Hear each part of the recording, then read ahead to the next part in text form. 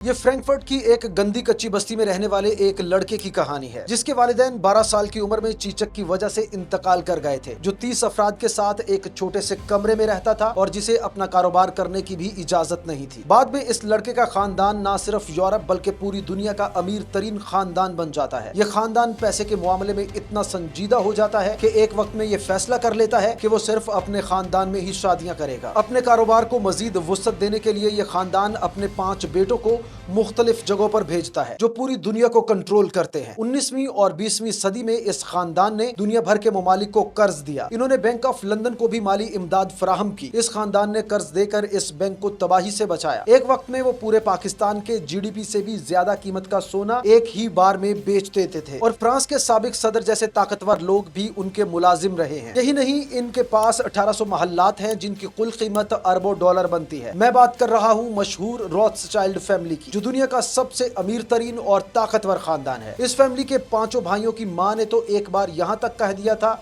कि फिक्र न करो, अब यूरोप में कोई जंग नहीं होगी क्योंकि मेरे बेटे जंग लड़ने के लिए अब किसी मुल्क को पैसे नहीं देंगे। ये एक यहूदी खानदान था और उस वक्त यहूदियों के साथ यूरोप में बहुत ज्यादा इम्तियाजी सलूक किया जाता था। इतना इम्तियाजी सलूक था कि उस वक्त यहूदियों को बड़े शहरों में रहने की इजाजत नहीं थी और फ्रैंकफर्ट के कस्बे से बाहर जॉर्डन गैस नामी एक छोटी सी बस्ती में रखा गया था इन्हें। और ये जगह इतनी कंजस्टेड थी कि मेयर रॉथस्चाइल्ड के पास यहाँ एक कमरे पर मुश्तमिल छोटा सा घर था जिसकी चौड़ाई महज 11 फुट थी और इसमें 30 से ज्यादा लोग रहते थे। मेयर रॉथस्चाइल्ड ने सबसे पहले सोने के सिक्कों का व्यापार शुरू किया। कई सालों की मेहनत के बाद मेयर इतना कामयाब हुआ कि फिर उसने यूरोप के अमीर तरीन शाही खानदान से डील करना शुरू कर दिया। यहाँ तक कि मेयर की जेर इंतजाम शहजादा विलियम की सारी दौलत भी खर्च कर दी गई। मेयर अमीर हो गया था लेकिन वो इससे भी खुश नहीं था और इसके बाद उसने 2 इंतहाई शातिराना काम किए जिनके बारे में उस वक्त कोई सोच भी नहीं सकता था। पहली हिकमत अमली ये थी कि जैसे ही मेयर को पैगाम मिलता कि प्रिंस विलियम मार्केट से बहुत सारे सोने के सिक्के खरीदने जा रहा है, तो इससे पहले कि यह खबर मार्केट में फैले, मेयर उधार उठाकर सस्ते दामों बाजार से बहुत सारे सोने के सिक्के खरीद लेता। और जैसे ही बाजार में यह खबर फैलती कि शहजादा विलियम हजारों या लाखों पाउंड्स के सोने के सिक्के खरीदने जा रहा है, तो अचानक मांग बढ़ने से बहुत से लोग सोने के सिक्के खरीदना शुरू कर देते, जिसकी वजह से सोने के सिक्कों की कीमत बहुत बढ़ जाती और ऐन उस वक्त मेयर अपने खरीदे हुए तमाम सिक्के बाजार में बेचकर बहुत ज्यादा मुनाफा कमा लेता था। और आज इसी को लोग ट्रेडिंग और इन्वेस्टमेंट की दुनिया में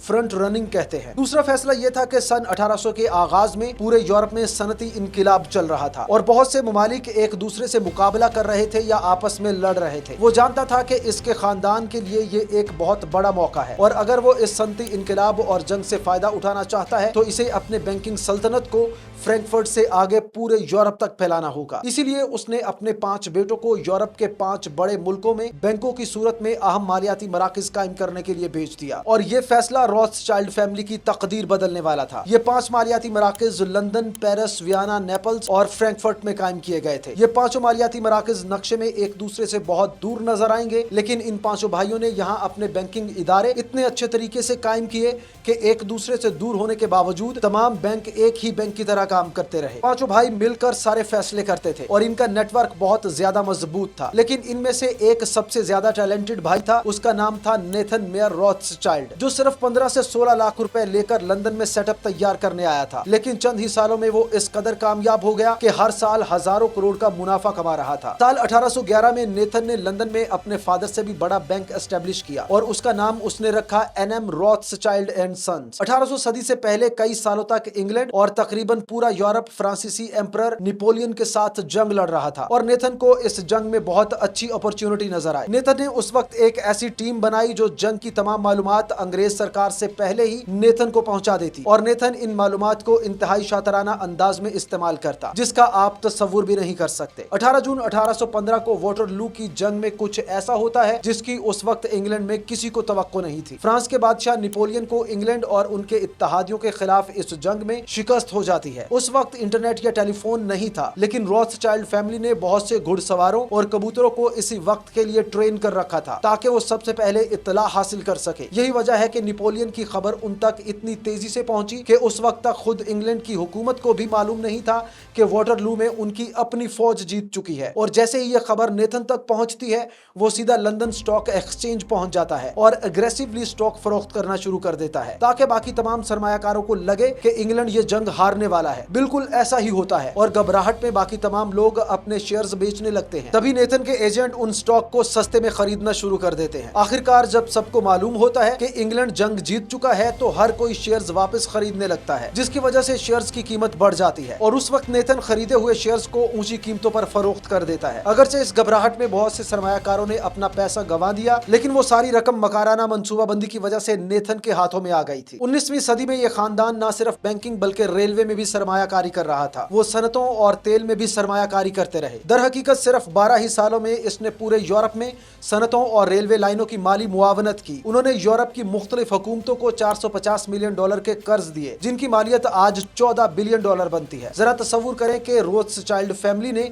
यह रकम सिर्फ कर्ज के तौर पर दी थी। आज जब भी कोई मुल्क बहरान का शिकार होता है या दिवालिया होने को होता है, तो लोन के लिए वो इंटरनेशनल मॉनिटरी फंड यानी IMF के पास जाता है। लेकिन 19वीं और 20वीं सदी में रोथस्चाइल्ड फैमिली के पास इतना पैसा था कि पूरी दुनिया के ममालिक को ये अकेला खानदान ही लोन देता था और उन्होंने कई ममालिक को दिवालिया होने से बचाया। दर हकीकत बहुत से बैंक जो आज हम सबको कर्ज देते हैं, वो भी कभी रोथस्चाइल्ड फैमिली से कर्ज पर रकम लेते थे। जैसा कि 1825 में बैंक ऑफ इंग्लैंड, जो उस वक्त इंग्लैंड के सबसे बड़े बैंकों में से एक था, उनके पास पैसे खत्म होने वाले थे और ये बैंक बंद होने वाला था। उन्हें जल्द से जल्द कहीं से कर्ज की जरूरत थी और वो नेथन और उसके खानदान के पास गए, जिन्होंने इस बैंक को कर्ज दिया और इसे बर्बादी से बचा लिया। 1818 में उन्होंने जर्मन हुकूमत को 360 मिलियन पाउंड का कर्ज दिया और इस खानदान ने फ्रांस जैसी आज की सुपर पावर को भी कर्ज दिया है। उस वक्त पूरा यूरोप रोथस्चाइल्ड फैमिली पर इस कदर डिपेंडेंट था कि एक दूसरे से जंगें लड़ने के लिए भी उन ममालिक को पैसे के लिए रोथस्चाइल्ड के पास जाना पड़ता था। और जब 19वीं सदी में पूरे यूरोप में जंग का खतरा था, तो इन 5 भाइयों की मां गटल रोथस्चाइल्ड ने तो यहाँ तक कह दिया कि फिक्र न करो, यूरोप में अब कोई जंग नहीं होने वाली, क्योंकि मेरे बेटे जंग लड़ने के लिए अब किसी मुल्क को पैसे नहीं देंगे। रोथस्चाइल्ड फैमिली ने इतनी अच्छी इन्वेस्टमेंट की थी कि लोगों को लगता था कि ये लोग तो फ्यूचर प्रिडिक्ट कर सकते हैं। मिसाल के तौर पर ये स्वीज कैनाल है और यहाँ से गुजरने वाले बहरी जहाज हर साल $1 ट्रिलियन से ज्यादा का सामान लेकर जाते हैं और आज पूरा यूरोप इंपोर्ट एक्सपोर्ट के लिए इसी नहर पर मुनहसर है। लेकिन रोथस्चाइल्ड फैमिली को ये आज से 150 साल पहले ही मालूम था और 1869 में जब ये कैनाल बनकर तैयार हुई, तो रोथस्चाइल्ड फैमिली ने ब्रिटिश गवर्नमेंट को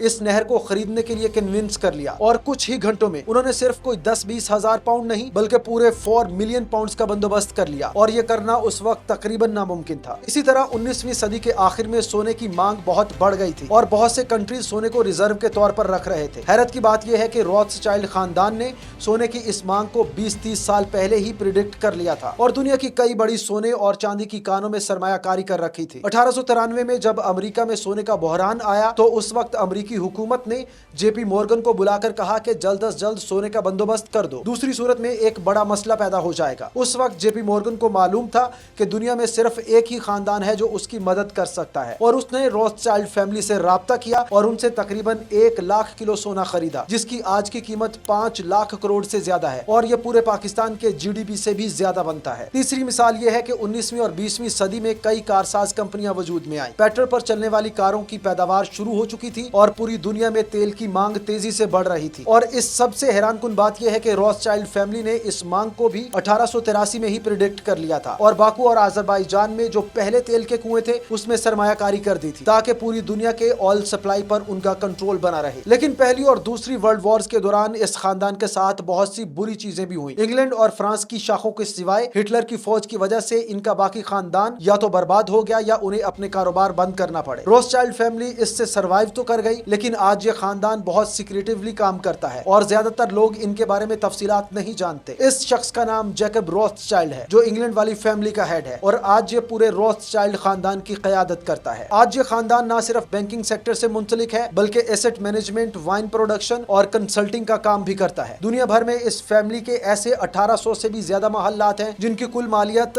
$36 बिलियन बताई जाती है। यही नहीं, इनके पास ऐसे 55 से ज्यादा यॉट और 100 से भी ज्यादा प्राइवेट जेट्स हैं। आज भी इस फैमिली के पास $100 बिलियन से ज्यादा के फंड हैं जिसे वो मुख्तलिफ स्टॉक मार्केट में इन्वेस्ट करते हैं। मेटा, एप्पल, अमेज़न, HP और पेप्सी जैसी वर्ल्ड की लीडिंग कंपनीज में यही खानदान इन्वेस्टर है और पिछले साल ही इन्होंने सिर्फ वाइन बेचकर $16 बिलियन का प्रॉफिट कमाया है। कई लोगों को लगता है कि आज रोथस्चाइल्ड फैमिली उतनी ताकतवर नहीं नहीं है जितनी ये 100 या 200 साल पहले थी, मगर ये बात बिल्कुल ही गलत है। इस तस्वीर को देखें, यहाँ रॉथस्चाइल्ड फैमिली के मौजूदा हेड क्वीन एलिजाबेथ के साथ नजर आ रहे हैं। ये फैमिली अमेरिका के रॉकफेलर ग्रुप का 38% हिस्सा ओन करती है। फैमिली पर यह भी इल्जाम लगाया जाता है कि यह खानदान दुनिया के बहुत से बैंकों और सियासतदानों को फंडिंग करता है, जैसा कि साबिक अमेरिकी सदर बिल गेट्स इनके दोस्त है। मगर बहुत से लोग तो ये भी नहीं जानते कि फ्रांस के साबिक सदर एमेनुएल मैक्रोन भी इस फैमिली के साबिक मुलाजिम रह चुके हैं, और उन पर एक इल्जाम यह भी है कि मैक्रोन रॉथस्चाइल्ड फैमिली की हिमायत से ही फ्रांस के सदर बने थे। यही नहीं, 2013 में कुछ खुफिया दस्तावेजात भी जारी किए गए थे, जिनमें इंकिशाफ किया गया था कि रॉथस्चाइल्ड फैमिली के कुछ आइलैंड्स में 30 से ज्यादा खुफिया ट्रस्ट हैं, जिनके पास कई बिलियन डॉलर के असासे हैं। और अगर हम इन ट्रस्ट के नामों को देखें तो ये काफी अजीबो गरीब नाम है, जैसा कि एनन ट्रस्ट, और इसी तरह के अल्फाज के साथ दीगर ट्रस्ट भी इसी के साथ मिलते जुलते हैं, जैसा कि